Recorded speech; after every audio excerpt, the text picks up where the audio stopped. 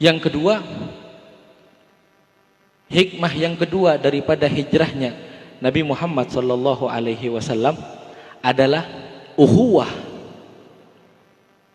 Bagaimana kita bisa bersaudara, dipaksakan bersaudara bahkan kepada orang yang tidak kita kenal.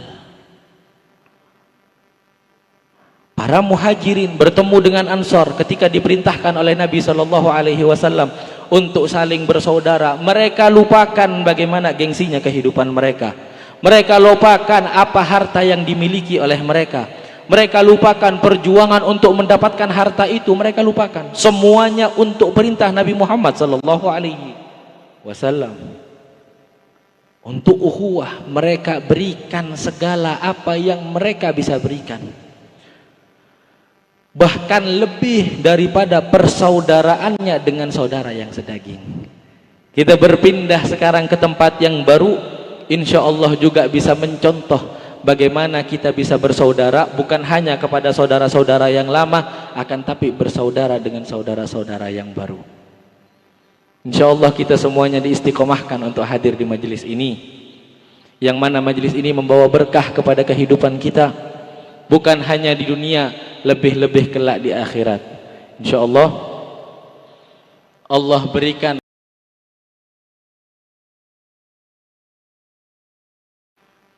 Assalamualaikum warahmatullahi wabarakatuh. Innal hamdalillah nahmaduhu wa nasta'inuhu wa nastaghfiruh wa nastahdihi wa nastarshiduh wa na'udzu billahi min syururi anfusina wa sayyiati a'malina. Man yahdihillahu fala mudhillalah wa man yudlil falan tajida lahu waliyyan mursyidah.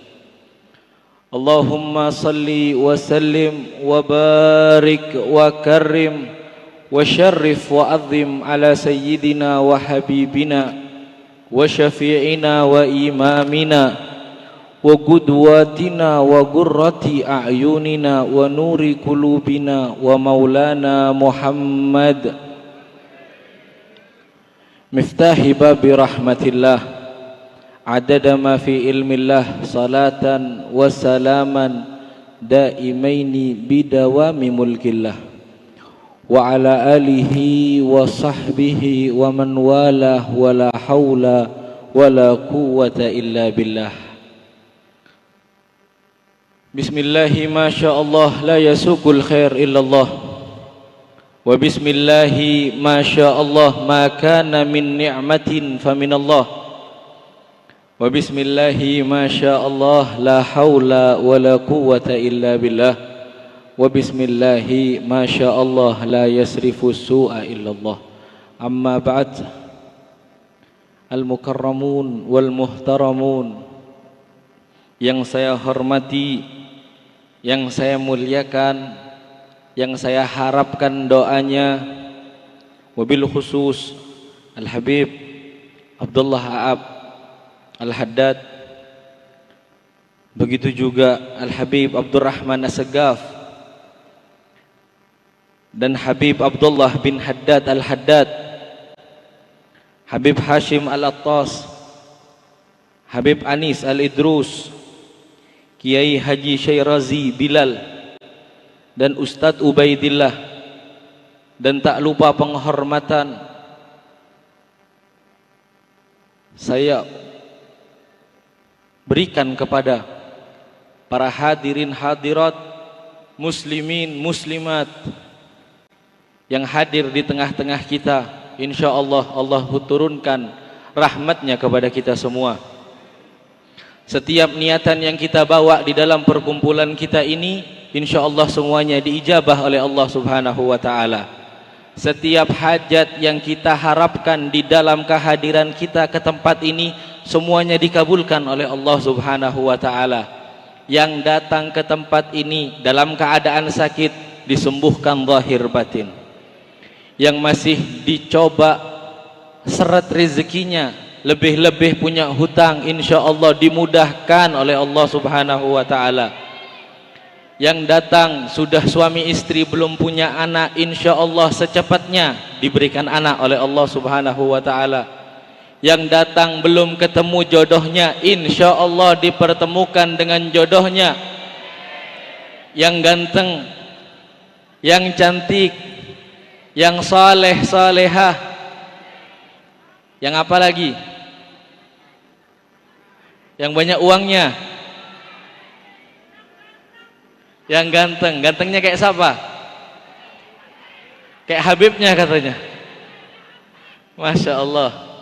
Wabil khusus yang saya hormati, yang saya muliakan, yang saya takzimi, yang insya Allah setiap capeknya, setiap keringatnya dibalas dengan pahala yang berlipat ganda di sisi Allah Subhanahu wa ta'ala, yaitu para panitia,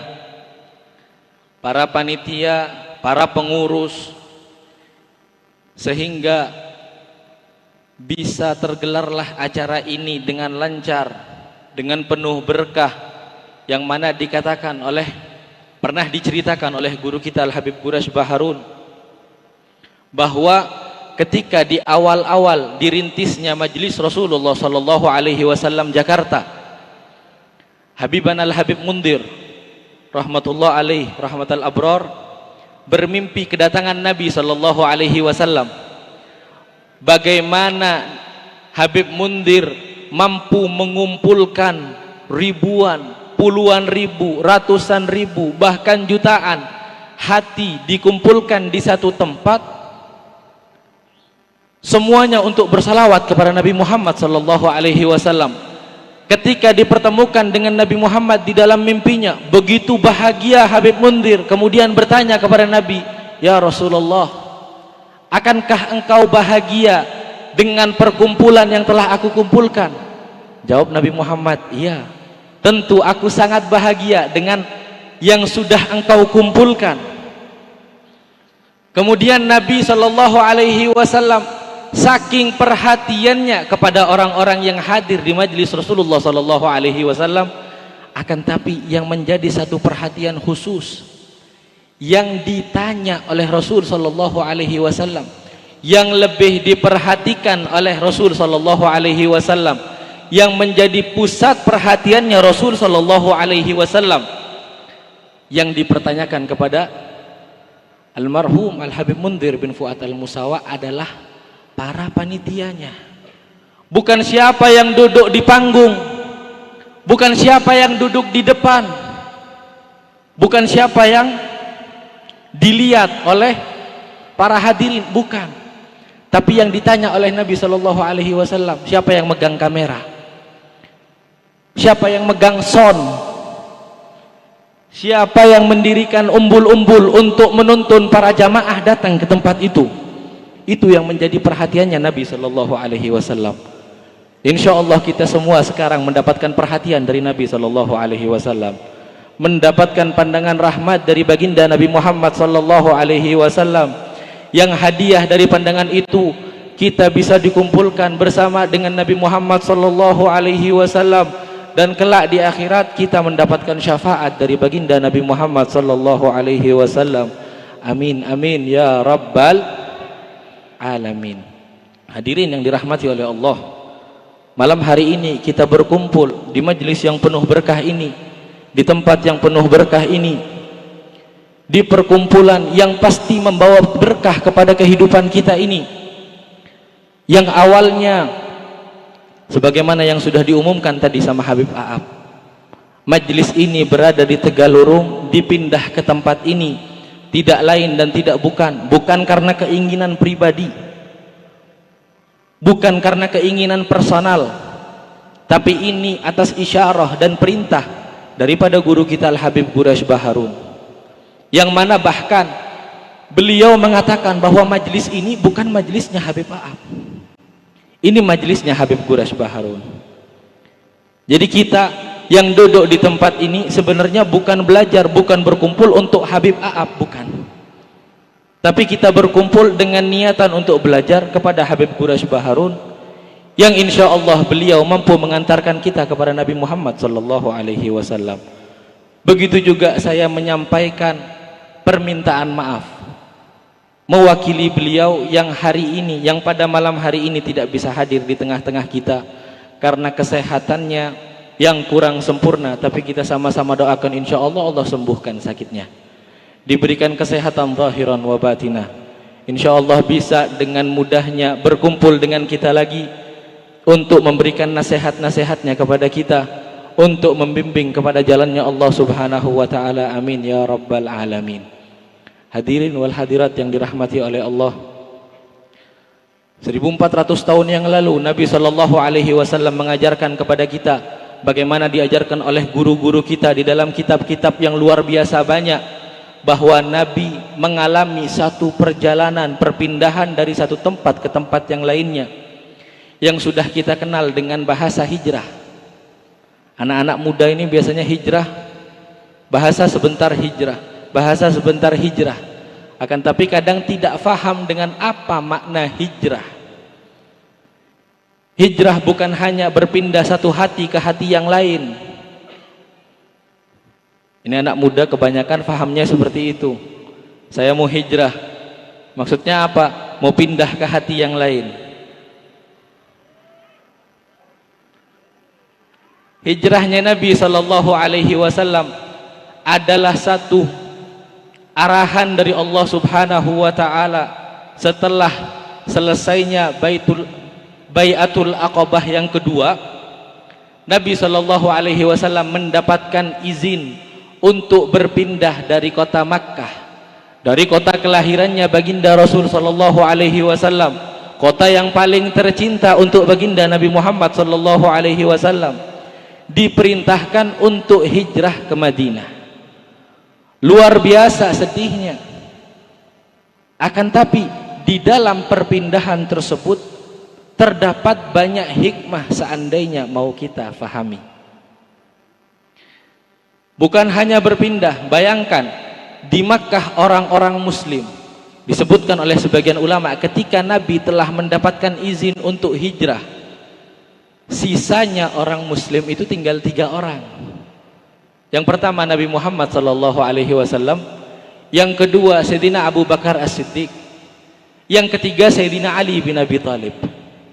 Menurut sebagian ulama, ketika beliau telah mendapatkan izin oleh Allah subhanahu wa ta'ala untuk pindah, untuk hijrah, untuk berangkat menuju kota Madinah Al-Munawwarah, akhirnya di siang hari beliau kabarkan kabar itu kepada Sayyidina Abu Bakar As-Siddiq bahwa telah mendapatkan izin dari Allah subhanahu wa ta'ala untuk pindah. Bahagia Sayyidina Abu Bakar As-Siddiq, bahagia Sayyidina Abu Bakar As-Siddiq. Karena apa? Karena izin dari Allah subhanahu wa ta'ala. Karena apa? Karena ikut di dalam arahannya baginda Nabi Muhammad SAW. Padahal beliau sendiri nggak tahu gimana hidupnya nanti di Madinah. Akankah beliau bisa hidup nyaman? Akankah beliau punya harta? Akankah beliau punya tempat tinggal yang layak? Akankah beliau punya makanan yang layak sebagaimana hidup mulianya beliau di Mekah? Enggak tahu. Akan tapi hikmah pertama yang bisa kita dapatkan daripada hijrahnya Nabi SAW adalah mempertahankan keimanan. Mempertahankan keimanan, taat kepada perintahnya Allah subhanahu wa ta'ala, taat kepada perintahnya Nabi SAW. Gak ada yang tahu para sahabat ketika diperintahkan untuk hijrah, akankah hidup di Mekah yang sudah nyaman ternyata tidak terlalu nyaman dibandingkan hidupnya nanti di Madinah. Akankah hidup di Madinah aman? Akankah hidup di Madinah tentram? Akankah hidup di Madinah sentosa? Akankah orang-orang Madinah bisa menerima para sahabat, bukan hanya menerima Nabi SAW? Nggak ada yang tahu. Akan tapi ini adalah perjuangan untuk mempertahankan keimanan kepada Allah subhanahu wa ta'ala. Ketika sekarang malam ini kita diminta oleh Allah subhanahu wa ta'ala untuk berpindah ke tempat yang penuh berkah ini kita juga mempertahankan keimanan. Akankah kuat keimanan kita untuk tetap hadir di dalam majlisnya Rasul sallallahu alaihi wasallam? Akankah kuat keimanan kita untuk tetap berzikir, berkumpul, menyambung silaturahmi? Ataukah karena harus berpindah tempat ke tempat lain, hilang iman kita, gugur salawat yang sudah istiqomah kita baca, atau bahkan menjadi satu fitnah sehingga terputus hubungan silaturahmi antara kita dengan tetangga kita, menjadi terputus hubungan kita dengan saudara kita yang awalnya Masya Allah setiap majelis ketemu saling tegur sapa, karena harus berpindah memperjuangkan keimanan kepada Allah Subhanahu wa ta'ala, akhirnya apa? Putus silaturahmi. Akhirnya apa? Putus istiqomahnya salawat. Akhirnya apa? Putus istiqomahnya berzikir kepada Allah Subhanahu wa ta'ala. Semoga Allah mengokohkan iman kita sehingga tetap istiqomah di dalam hadir majlis maulid Nabi Muhammad, hadir istiqomah di dalam majlis zikir kepada Allah, tetap semangat untuk menyambung silaturahmi. Amin ya rabbal alamin. Hikmah yang pertama, dipertaruhkan keimanan ketika hijrah. Kemudian yang kedua, hikmah yang kedua daripada hijrahnya Nabi Muhammad sallallahu alaihi wasallam adalah ukhuwah. Bagaimana kita bisa bersaudara, dipaksakan bersaudara bahkan kepada orang yang tidak kita kenal. Para muhajirin bertemu dengan Ansor ketika diperintahkan oleh Nabi sallallahu alaihi wasallam untuk saling bersaudara. Mereka lupakan bagaimana gengsinya kehidupan mereka. Mereka lupakan apa harta yang dimiliki oleh mereka. Mereka lupakan perjuangan untuk mendapatkan harta itu. Mereka lupakan semuanya untuk perintah Nabi Muhammad sallallahu alaihi wasallam. Untuk ukhuwah mereka berikan segala apa yang mereka bisa berikan, bahkan lebih daripada persaudaraannya dengan saudara yang sedaging. Kita berpindah sekarang ke tempat yang baru, insya Allah juga bisa mencontoh bagaimana kita bisa bersaudara, bukan hanya kepada saudara-saudara yang lama, akan tapi bersaudara dengan saudara-saudara yang baru. Insya Allah kita semuanya diistiqomahkan untuk hadir di majelis ini, yang mana majelis ini membawa berkah kepada kehidupan kita, bukan hanya di dunia, lebih-lebih kelak di akhirat. Insya Allah Allah berikan semangat kepada kita untuk bisa hadir di dalam majelis ini, walaupun habibnya siapa, walaupun ustadznya siapa, walaupun keadaannya bagaimana, walaupun tempatnya di mana, walaupun isinya seperti apa, tetap Allah berikan taufik di dalam hati kita, sehingga dengan keberadaan habibnya, ustadznya, tempatnya, keadaannya, hawanya, Allah tetap berikan semangat di dalam diri kita untuk hadir di dalam majlis zikir, majlis salawat kepada baginda Nabi Muhammad sallallahu alaihi wasallam. Amin amin ya rabbal alamin. Wal afu minkum. Wassalamualaikum warahmatullahi wabarakatuh.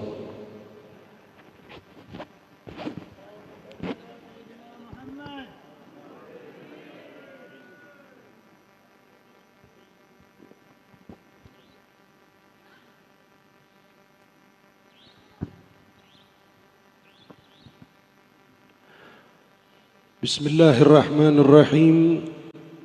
Assalamualaikum warahmatullahi wabarakatuh.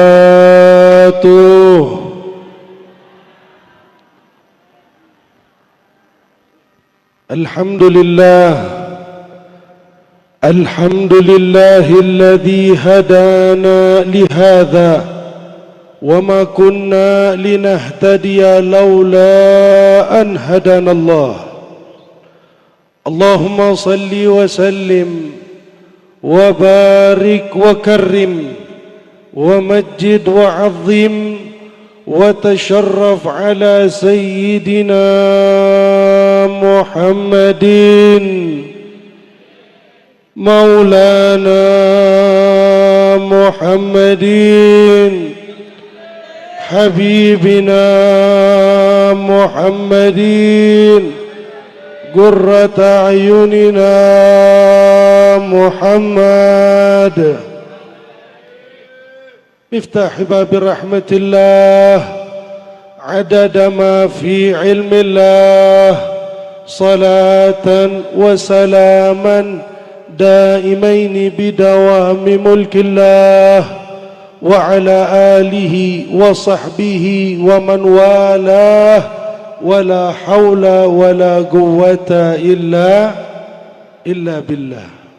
أما بعد hadratil mukarramin wal muhtaramin, para alim ulama, para kiai, para habaib, para kesepuhan, para pemerintahan baik sipil maupun militer yang tidak bisa saya sebutkan namanya satu persatu, namun tanpa mengurangi rasa ta'zim dan hormat kami kepada beliau semua, yang kita doakan bersama-sama semoga keseluruhannya senantiasa dijaga oleh Allah Subhanahu wa taala, dipanjangkan umurnya oleh Allah Subhanahu wa taala dalam keadaan sehat wal afiah, dimudahkan segala urusannya, diistiqamahkan ibadahnya, dimanfaatkan ilmunya, dijadikan beramanat di dalam pertanggungjawabannya, dan semoga seluruh guru-guru kita yang hadir pada malam hari ini bisa memberikan keberkahan untuk kita semua yang hadir. Amin ya Allah ya Rabbal. Tidak pula kami sampaikan salam penghormatan, salam cinta kepada seluruh para tetamu Rasulullah sallallahu alaihi wasallam yang hadir pada malam hari ini dengan keluarganya, malam hari ini dengan sahabatnya, malam hari ini dengan temannya, malam hari ini dengan tetangganya. Semoga seluruh yang hadir pada malam hari ini maupun yang tertinggal di rumah, semuanya Allah berikan keberkahan. Semuanya Allah jadikan umat Nabi Muhammad yang dipandang oleh Nabi Muhammad, dijadikan umat-umatnya yang pulang dari majlis ini, yang bawa dosa, pulang dosanya diampuni oleh Allah. Yang datang ke majlis bawa hajat, pulang hajatnya digabulkan oleh Allah. Yang datang ke majlis keluarganya masih banyak kecekcokan, pulang dijadikan keluarga yang sakinah mawaddah warahmah. Datang ke majlis rezekinya masih dalam keadaan sulit, mudah-mudahan pulang rezekinya diluaskan oleh Allah. Dan yang terpenting kita semua, semoga sebagaimana malam hari ini Allah kumpulkan kita dalam keadaan berbahagia, kelak di yaumil kiamah Allah kumpulkan kita berbahagia di dalam syurganya Allah Subhanahu wa taala. Amin ya Allah ya Rabbal. Bapak Ibu yang dimuliakan oleh Allah Subhanahu wa taala, Masya Allah luar biasa. Alhamdulillah, thumma alhamdulillah. Hanya kalimat ungkapan syukur ini yang pantas saya sampaikan pada malam hari ini. Terlihat majlis masyair pindah ke Indramayu, ke Masjid Islamic Center ini luar biasa. Kita semua pada datang ke ini majlis demi Allah. Kalau bukan karena magnet kecintaan kita kepada Nabi Muhammad, kita nggak bisa kumpul begini, betul? Kita duduk di majlis ini karena kita punya hati ada cinta kepada Nabi Muhammad, betul?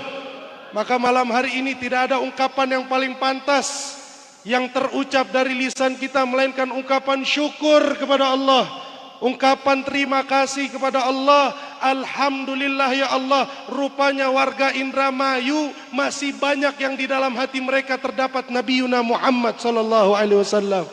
Sehingga terlihat ini kita semua bisa kumpul, tidak ada gerakan satupun, tidak ada yang kasih uang, tidak ada yang kasih ini kasih itu, melainkan hanya karena ada cinta Nabi Muhammad di dalam hati kita, sehingga kita bisa kumpul bersama-sama di dalam majlis yang mulia ini. Mudah-mudahan majlis-majlis seperti ini, perkumpulan seperti ini terus Allah berikan keistiqomahan buat kita. Bapak Ibu yang dimuliakan oleh Allah Subhanahu wa taala, saya hanya meneruskan apa yang sudah disampaikan oleh Al-Habib Nabil bin Hasan Al-Hindwan. InsyaAllah yang beliau sampaikan itu sudah luar biasa. Yang sudah disampaikan oleh beliau itu semuanya isi, Pak.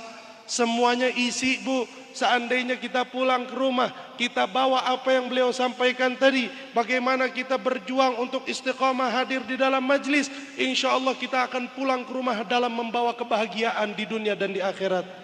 Kenapa demikian Bapak Ibu yang dimuliakan Allah? Orang zaman sekarang ini banyak menyalahartikan kebahagiaan. Kalau ditanya mau hidup mau cari apa, mau bahagia, Mau hidup pengen apa? Pengen gembira. Ditanya bahagia itu apa? Bahagia itu punya harta banyak. Bahagia apa? Bahagia itu punya rumah mewah. Bahagia apa? Bahagia itu punya kendaraan mewah. Bahagia apa? Bahagia itu keluarga yang harmonis. Kita jangan sampai menyalahgunakan apa arti kebahagiaan di dunia. Arti kebahagiaan yang sesungguhnya itu Bapak Ibu, kita banyak salah artikan kebahagiaan. Sesungguhnya kebahagiaan yang sesungguhnya, kebahagiaan yang sejati, jika kita ingin bahagia, maka kebahagiaan yang sejati terdapat di dalam ridhonya Allah Subhanahu wa ta'ala. Kalau kita hidup menjadikan harta sebagai puncak kebahagiaan kita, ketahuilah harta akan habis. Kita hidup menjadikan jabatan sebagai puncak kebahagiaan, ketahuilah jabatan akan hancur, akan jatuh. Kita hidup menjadikan kebahagiaan, puncak kebahagiaan adalah keluarga, ketahuilah keluarga akan meninggalkan kita. Kita hidup menjadikan puncak kebahagiaan adalah kegagahan diri, ketampanan diri, ketahuilah umur kita bakalan habis. Kita jadikan puncak kebahagiaan di dalam hidup kesohoran, kemasyhuran, ilmu yang didengar banyak sama orang, semua orang kenal sama kita, ketahuilah kemasyhuran itu akan ada waktunya, nanti dia akan redup.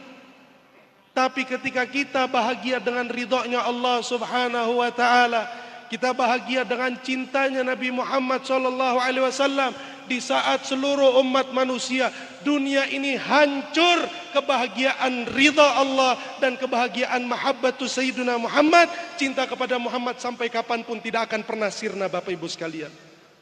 Maka majelis-majelis seperti ini kita datang bukan pengen ngelihat Habib, datang ke majelis ini bukan pengen sekedar sholawatan, kita datang ke majelis ini bukan sekedar kumpul-kumpul.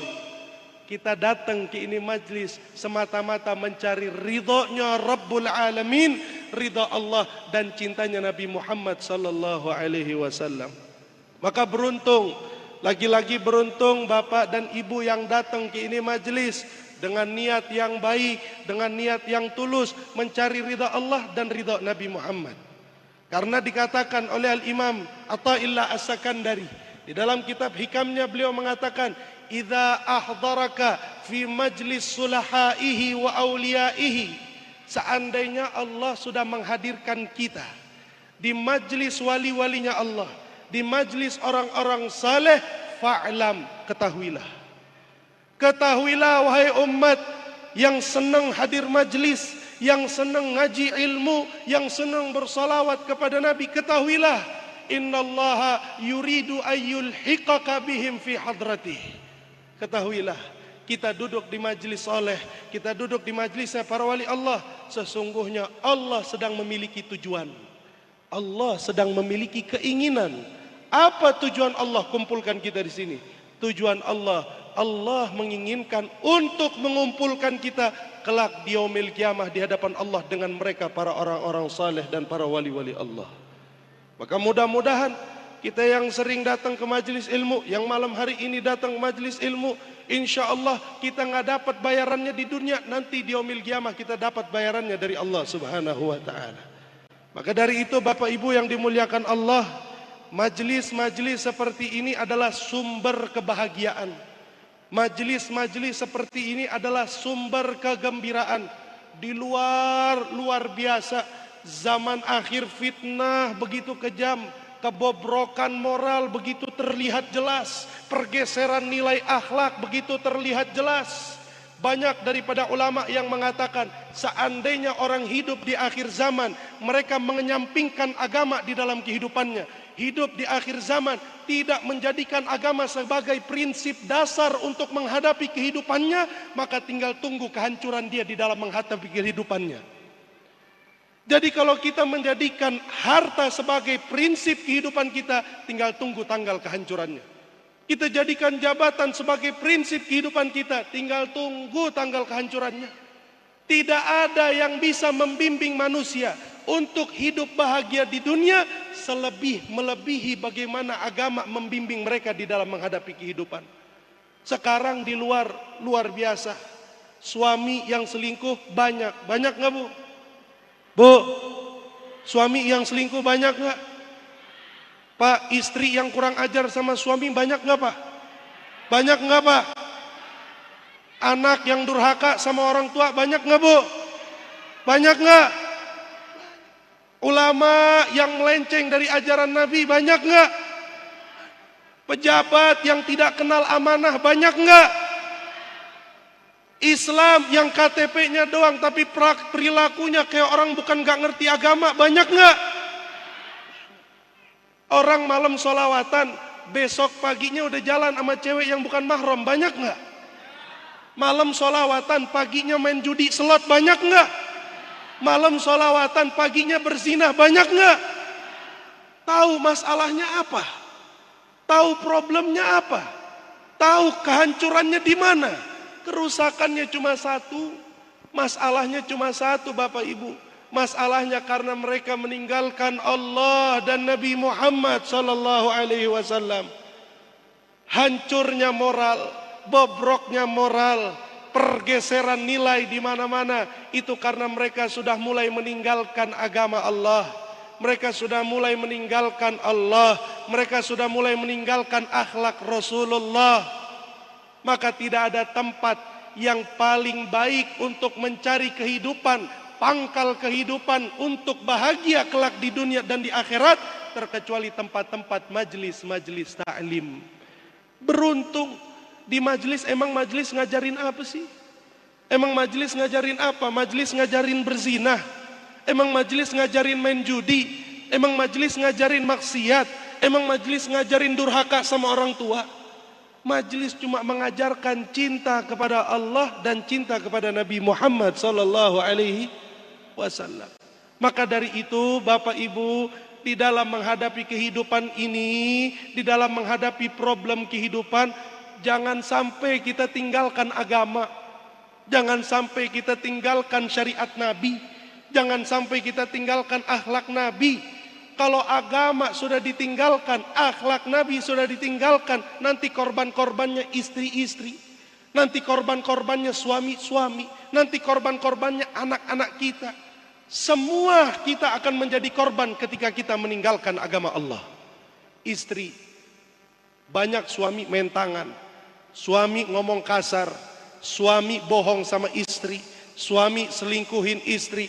Satu masalahnya Bu, suami kagak belajar bagaimana menjadi suami yang baik di mata Allah dan di mata Nabi Muhammad. Istri berani angkat suara sama bapak. Ada nggak Pak? Ada nggak? Istri berani angkat suara, bapak nasihatin istri misalkan. Bapak nasihatin istri kalimatnya 5, istri nasihatin bapak kalimatnya 10. Banyak gak istri model begitu? Banyak gak? Istri yang lupa dandan buat suami, giliran dandan buat orang banyak berdandannya, tapi sama suami suka dilupain. Banyak gak yang begitu istri Pak? Banyak gak? Banyak Bu. Istri model begitu banyak zaman sekarang. Giliran di depan orang mah dandan luar biasa, sama suami mah kagak pernah dandan pisan. Depan orang mah senyum, depan suami mah merengut mulu. Banyak gak Pak yang begitu? Karena si ibu salah arti. Dia kira perempuan soleha mah perempuan-perempuan yang banyak duitnya kali. Perempuan yang soleha dia kira yang badannya seksi kali.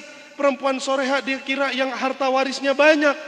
Bu, perempuan yang soleha kata Nabi apa? Perempuan yang soleha itu ketika dilihat sama suami nyenengin hati suami. Betul nggak Pak? Coba ibu fokus di situ aja. Dilihat mukanya nyenengin hati suami. Keluarga harmonis. Bapak nggak bakal main tangan. Bapak nggak bakal berani ngomong kasar sama ibu. Orang mau ngomong kasar gimana, mau main tangan gimana, dilihat aja enak. Betul nggak Pak? Begitupun anak-anak kita. Anak-anak sekarang di depan orang tua berani angkat kaki, depan orang tua berani ngomong kasar, depan orang tua berani ngegentak orang tua, berani marahin orang tua, bahkan sampai berani memukul orang tua. Coba itu anak-anak kita ajarin dari kecil. Bagaimana akhlak menghadapi orang tua, bagaimana akhlak mencium tangan orang tua. Sekarang anak-anak kalau nyium tangan orang tuanya pakai jidat, ada yang pakai pipi, ada yang ditaruh di samping. Coba kalau Nabi yang ngajarin cium tangan pakai hidung, kata Nabi SAW, tidaklah kedua belah tangan manusia menempel terkecuali Allah akan turunkan rahmat di situ. Ditambah lagi dicium ke hidungnya, Allah akan turunkan rahmat lebih-lebih di situ. Jadi hak anak itu kita kasih tangan kita buat mereka cium. Ini akhlak semua rusak, ini moral semua rusak, cuma satu masalahnya. Majelis-majelis begini kita malas hadir. Majelis-majelis begini kita berat buat hadir. Tapi giliran majelis-majelis ghaflah, majelis-majelis kelalaian yang kebahagiaannya sifatnya sementara, kita getol buat hadir. Kita semangat buat hadir. Bahkan harus ngeluarin duit buat bayar tiket jutaan rupiah, kita mau buat hadir. Yang gratis begini susah orang buat hadir. Betul nggak Pak? Betul nggak Bu? Ini majelis ilmu, majelisnya Nabi. Saya mau tanya, dituntut bayar gak sama Nabi? Dituntut bayar gak sama Allah? Tapi Allah bayar nggak buat kita? Ini kita pulang, Allah bayar nggak pakai rahmat? Allah bayar nggak pakai ampunan? Jelas ampunannya, jelas rahmatnya, berat hadir majelis. Giliran yang harganya mahal, harus jalan sekian kilometer, kita harus keluar kota, harus naik pesawat, keluar duit ratusan juta, kita berani berangkat. Buat majelis-majelis gini kita berat berangkat, na'udzubillahi min dzalik. Maka dari itu Bapak Ibu yang dimuliakan Allah, kita hidup ini bagaikan seorang yang sedang mendaki gunung. Kita hidup ini sebagaikan orang yang sedang mendaki, ingin sampai ke puncak gunung. Di dalam pendakian gunung saya mau tanya, orang kalau ngedaki gunung kira-kira enak apa capek? Orang daki gunung enak apa capek? Nggak ada ceritanya daki gunung enak, betul? Daki gunung nanti kedinginan, mendaki gunung nanti kecapean, mendaki gunung nanti ada hipertensi, belum ketemu binatang buas. Belum lagi nanti kesenggol sama ranting, ada luka sana, ada luka sini. Yang namanya naik gunung itu capek, betul? Tapi begitu orang yang naik gunung sampai di puncak gunung, kira-kira capeknya hilang nggak Bu? Hilang nggak Pak? Hilang capeknya. Kenapa? Karena dia sudah sampai di puncak gunung, sehingga keletihan, kelelahan semuanya hilang. Karena dia sampai ke puncak gunung. Nah, puncak gunung kita ini apa? Puncak kebahagiaan kita ini apa yang akan menghilangkan seluruh keletihan kita di dalam hidup? Puncak gunung kita itu tatkala kita mengetahui, kita sadar bahwa kita telah mendapatkan ridha Allah Subhanahu. Bib, saya sudah belajar ilmu, saya sudah menjadi ulama, apakah saya sudah sampai puncak gunung? Belum. Itu baru sampai pos 1. Naik lagi ke pos 2, ilmunya harus diamalkan. Sudah mengamalkan ilmu, apakah sudah sampai puncak gunung? Belum. Itu baru pos 2, karena yang beramalkan ilmu dia harus ikhlas. Dia sudah amalkan ilmu, sudah ikhlas, terkenal di mana-mana, hartanya banyak, apakah sudah bahagia? Belum. Baru pos 3, harta ada, ilmu ada, orang kenal, belum bahagia. Karena harta banyak masih dituntut untuk sedekah, untuk memberikan haknya kepada orang yang berhak. Naik lagi, dia punya jabatan, dia telunjuknya, nunjuk ini nurut, nunjuk itu nurut, semua orang bisa nurut sama dia. Apakah sudah sampai puncak gunung? Belum. Belum tentu orang yang punya jabatan tinggi terus dia bahagia di dunia. Nanti di akhirat pun apalagi. Naik lagi ke atas, begitu dia sampai di puncak kebahagiaannya, puncak gunungnya, dia sadar kalau dirinya mendapatkan ridha Allah, barulah dia akan mendapatkan kebahagiaan yang sesungguhnya. Apa puncak ridhaan? Pada saat kita menghadapi kematian, pada saat kita menghadapi sakaratul maut, kemudian terdengarlah panggilan dari langitnya Allah Subhanahu wa ta'ala yang akan memanggil kepada seseorang yang sudah sampai di puncak kehidupannya. Allah akan panggil mereka dengan panggilan, ya ayyatuhan nafsul mutmainnah, irji'i ila rabbiki radiyatan mardiyah, fadkhuli fi ibadi wadkhuli jannati. Begitu dia udah menghadapi itu puncak hidupnya, di dalam waktu kematiannya, dia mendengar panggilan dari langitnya Allah yang berseru, wahai jiwa yang tenang, irji'i ila rabbiki, kembalilah kalian kepada Tuhanmu, radiyatan mardiyah, Allah ridha menyambutmu dan kamu pun ridha menghadap Allah. Pada saat itulah hamba yang seumur hidupnya di dalam kehidupannya capek, hidupnya lelah, capek beribadah, capek ngelawan hawa nafsu, pada saat dia mendengar panggilan Allah, ridha kepadanya dan melihat surga sebagai tempat tinggalnya, pada saat itulah keletihan yang ia alami di dunia semuanya hilang dan sirna karena mendapatkan puncak daripada kehidupannya. Tapi lain sama halnya orang yang cuma sampai pos 1, cuma sampai pos 2, cuma sampai pos 3, nggak sampai puncak. Begitu dia meninggal, apa yang terjadi? Pada saat ia menghadapi sakaratul maut dan dia belum sampai ke puncak kehidupannya, puncak kebahagiaannya, pada saat itulah dia akan menjerit, dia akan teriak kepada Allah seraya mengatakan, Rabbi laula akhartani ila ajalin qarib. Ya Allah, boleh enggak ya Allah tunda dulu ajalnya? Ya Allah, boleh enggak ya Allah tunda dulu kematiannya? Fa asaddaqu wa akum minas salihin. Sekarang saya pengen sedekah ya Allah. Sekarang saya pengen tobat ya Allah. Saya pengen sembahyang, saya pengen sholat, saya mau ibadah.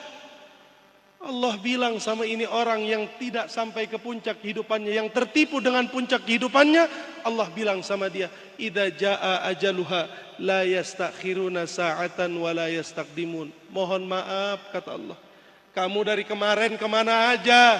Kalau ajalmu sudah sampai, kalau kematianmu sudah datang, nggak bisa maju sesaat, nggak bisa mundur sesaat. Itu neraka yang kau saksikan di hadapanmu, itu tempat tinggalmu. Silahkan masuk ke dalam nerakaku, kata Allah Subhanahu wa ta'ala. Na'udzubillahi min. Maka dari itu Bapak Ibu yang dimuliakan Allah, hadir majelis begini emang capek. Hadir majelis begini emang bosen. Hadir majelis begini emang susah, emang gelisah, bawaannya pengen pulang mulu. Itulah bayaran surga, Bu. Surga nggak bisa dibayar pakai duit. Surga nggak bisa dibayar pakai jabatan. Surga nggak bisa dibayar pakai ketampanan. Surga nggak bisa dibayar pakai dunia. Bayarannya surga cuma satu, capek. Karena ibadah capek, majelis taklim capek, belajar ilmu capek. Orang Nabi yang bilang, khuffatil jannatu bil makari wa khuffatin naru bis syahawat. Surga itu sekelilingnya sesuatu yang capek. Mau masuk surga dia harus ibadah. Mau masuk surga dia harus sholat di saat orang-orang tidur. Mau masuk surga dia harus capek. Wa khuffatin nar bis syahawat. Tapi kalau mau masuk neraka, enak neraka mah. Mau masuk neraka perzinahan, mau masuk neraka main judi, mau masuk neraka minum khamar, itu neraka. Jadi yang namanya surga gak ada yang enak, capek. Tolong katakan kepada saya, apakah naik gunung itu enak? Gak ada. Katakan kepada saya, apakah ngambil mutiara di dalam laut itu mudah? Gak ada, capek, harus basah. Katakan kepada saya, kayu gahru itu, kayu-kayu bukhur yang wangi harumnya, harganya jutaan rupiah, apakah dia akan wangi begitu saja? Enggak bisa, dia harus dibakar dulu baru dia wangi. Orang ingin mendapatkan kebahagiaan yang begitu luar biasa, dia harus siap capek. Maka insya Allah nih, mudah-mudahan setiap bulan kita siap capek hadir untuk mencari ridha Allah. Setiap bulan insya Allah kita siap capek untuk hadir mencari ridha Rasulullah. Setiap bulan insya Allah kita siap capek untuk mendapatkan nanti tempat yang paling mulia di dalam surganya Allah. Insya Allah, mudah-mudahan kita yang hadir semuanya, Allah berikan taufik dan hidayah, Allah berikan semangat, Allah berikan kekuatan di dalam hatinya agar bisa terus istiqamah datang ke dalam majlis-majlis taklim, datang ke dalam majlis-majlis Nabi Muhammad SAW, agar nantinya dia bisa berkumpul dengan orang-orang saleh, berkumpul dengan Nabi Muhammad, berbahagia bersama keluarganya kelak di yaumil qiyamah. Amin ya Allah ya Rabbal alamin. Sebelum saya tutup, boleh saya ajak salawat, Bu? Boleh nggak Pak saya ajak salawatan? Boleh. Kita sebelum saya tutup kita salawatan dulu sama-sama. Sambil minta sama Allah, mulut baca salawat, hati minta sama Allah Subhanahu wa ta'ala. Kita sama-sama baca salawat tibbil qulub. Mudah-mudahan malam hari ini sebagai pembuka majelis taklim Basyairul Khairat menjadi sumber keberkahan di dalam kehidupan kita. Majelis taklim Basyairul Khairat menjadi sumber kebahagiaan di dalam keluarga kita. dari Basyairul Khairat menjadi sumber keberkahan bagi rezeki kita. Mudah-mudahan semua hajat-hajat kita digabulkan oleh Allah Subhanahu wa taala. Dan majlis ini kita doakan mudah-mudahan makin makmur. Mudah-mudahan masjid ini makin makmur. Majlis ini menjadi majlis yang akan menjadi sumber orang-orang bisa cinta kepada Nabi Muhammad sallallahu alaihi wasallam. Allahumma salli wa sallim wa barik alaihi wa ala alihi.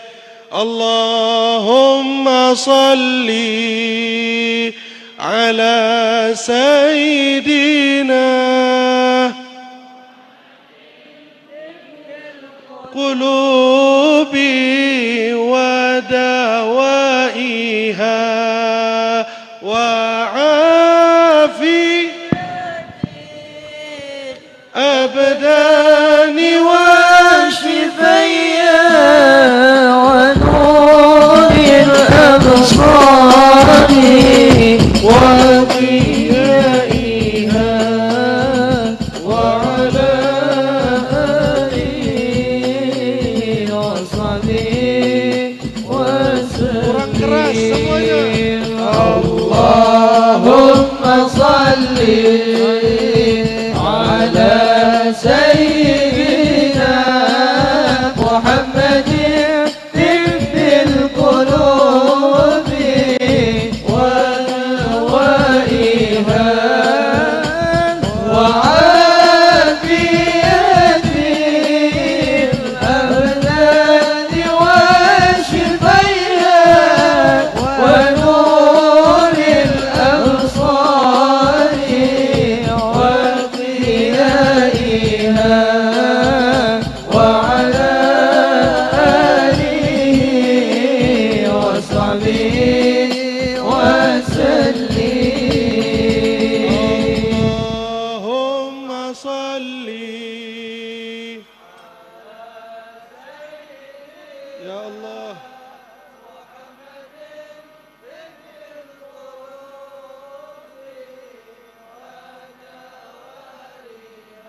اللهم اهدنا فيمن هديت وعافنا فيمن عافيت وتولنا فيمن توليت وبارك لنا فيما أعطيت وقنا برحمتك شر ما قضيت. اللهم لا تدع لنا ذنبا إلا غفرتها ولا هما إلا فرجتها ولا دينا إلا قضيتها ولا حاجة من حوائج الدنيا والآخرة إلا قضيتها يا أرحم الراحمين. Ya Allah, kami berkumpul tidak lain dan tidak bukan mencari ridha-Mu ya Allah. Kami berkumpul tidak lain dan tidak bukan mencari ampunan-Mu ya Allah. Kami yang belum bahagia, pandang kami dan pulangkan kami dalam keadaan berbahagia ya Allah. Kami yang belum sempat taubat, pandang kami dan pulangkan kami menjadi hamba-Mu yang pandai bertobat kepada-Mu ya Allah. Kami yang memiliki rasa sakit, berpenyakit ya Allah, pandang kami dan sembuhkan penyakit kami, angkat penyakit kami ya Allah. Kami yang belum Kau beri keharmonisan di dalam keluarga kami, pulangkan kami dan jadikan keluarga kami yang sakinah, mawaddah warahmah ya Allah. Kami yang Kau telah tulis seandainya kami memiliki takdir untuk masuk ke dalam neraka-Mu malam hari ini ya Allah, dengan keberkahan Basyairul Khairat, keberkahan kekasih-Mu Muhammad, tegakah Kau memasukkan kami ke dalam neraka-Mu ya Allah? Masukkan kami ke dalam surga-Mu ya Allah. Dengan keberkahan salawat ini ya Allah, bahagiakan kami dengan sujud kepada-Mu ya Allah. Bahagiakan kami dengan menyebut nama-Mu ya Allah. Bahagiakan kami dengan menghamba di hadapan-Mu ya Allah. Jangan Kau bahagiakan kami dengan kemaksiatan kami ya Allah. Jangan Kau bahagiakan kami dengan kelalaian kami kepadamu ya Allah. Jangan Kau bahagiakan kami dengan meninggalkan salatnya kami ya Allah. Jangan Kau bahagiakan kami dengan harta yang haram masuk ke dalam diri kami ya Allah. Demi Allah kami lelah bermaksiat kepadamu ya Rabb. Lelah kami berdosa kepadamu ya Allah. Ingin rasanya kami menjadi hamba yang taat kepadamu ya Allah. Hanya salawat yang kami bisa persembahkan kepadamu ya Rabb. Hanya cinta kami kepada kekasihmu Muhammad yang bisa kami persembahkan kepadamu ya Allah. Sama-sama semua Allahumma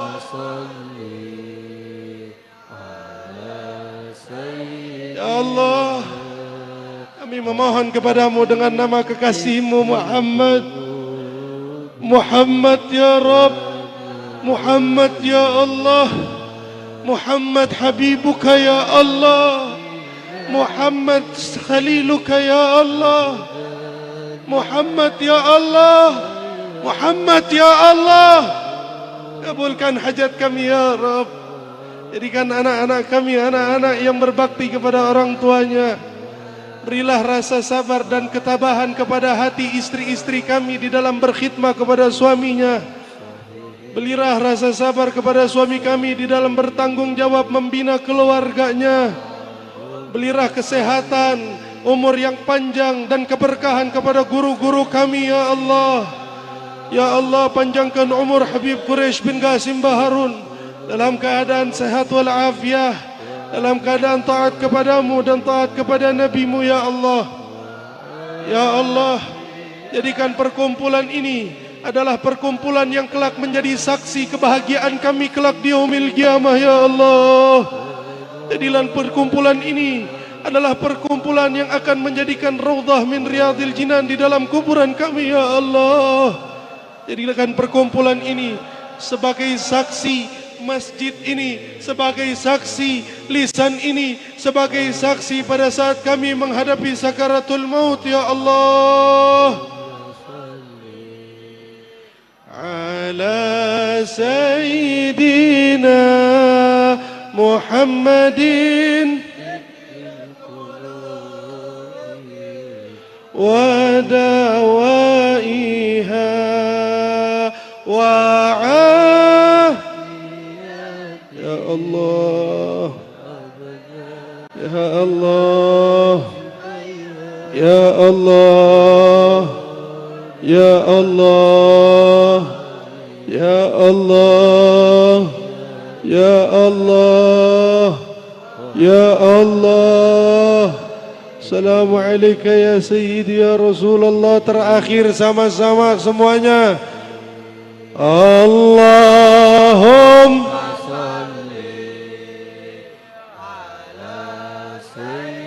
اجعل جمعنا هذا جمعا مرحوما تفرقنا من بعده تفرقا معصوما ولا تجعل منا ولا أحدا منا شقيا ولا محروما برحمتك يا أرحم الراحمين يا أرحم الراحمين يا أرحم الراحمين يا أرحم الراحمين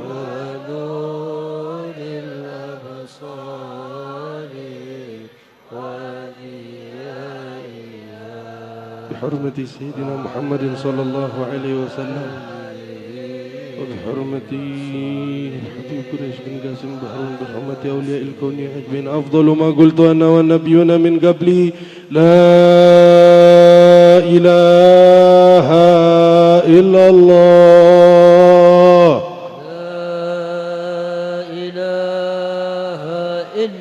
لا إله إلا الله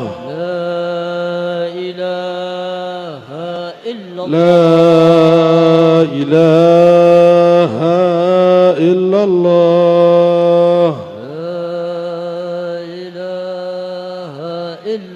محمد رسول الله صلى الله عليه وسلم كلمة حق عليها نحيا وعليها نموت وعليها نبعث إن شاء الله تعالى من الآمنين من الآمنين من الآمنين برحمتك يا أرحم الراحمين والحمد لله رب العالمين. Hadirin yang dimuliakan oleh Allah Subhanahu wa taala, pada saat kita bermunajat kepada Allah, maka malaikat-malaikat Allah Subhanahu wa taala akan menyaksikan apa yang kita sampaikan kepada Allah, dan malaikat itu menyampaikan kepada Allah, wahai Allah, di tempat fulan, di tempat ini ada umatmu yang sedang, ada hambamu yang sedang memohon kepadamu ya Allah.